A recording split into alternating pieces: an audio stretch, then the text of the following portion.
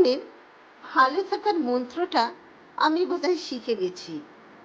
জীবনের পথে কিছু লোকের কাছে আমি ক্ষমা চেয়ে নিয়েছি, আর কিছু লোককে আমি ক্ষমা করে জীবনে এগিয়ে গেছি।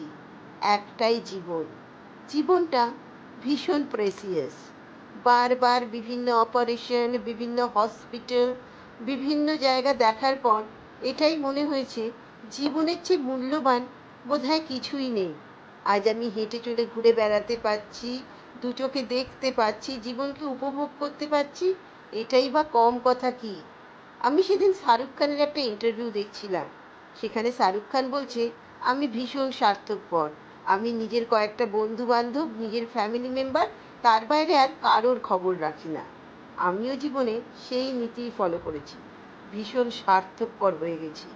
আমার নিজের সারাউন্ডিংস, কিছু বন্ধু বান্ধব, আমার ফ্যামিলি মেম্বার, আমার অফিস, আমার কাজ, এর বাইরে কে কি হলো না হলো, দেশের কি হলো দশের কি হলো, আমার সত্যি কোনো মাথা ব্যথা নেই।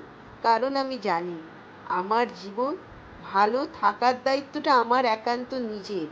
আমার জীবনে ভালো রাখার দায়িত্বটা সেটাও আমার নিজের। সেই জন্য যতক্ষণ আছি ভালো থাকি, আনন্দে থাকি। জীবনে যেটা ফোকাস করবে সেটাই বড় হবে। ভালোকে করলে ভালো,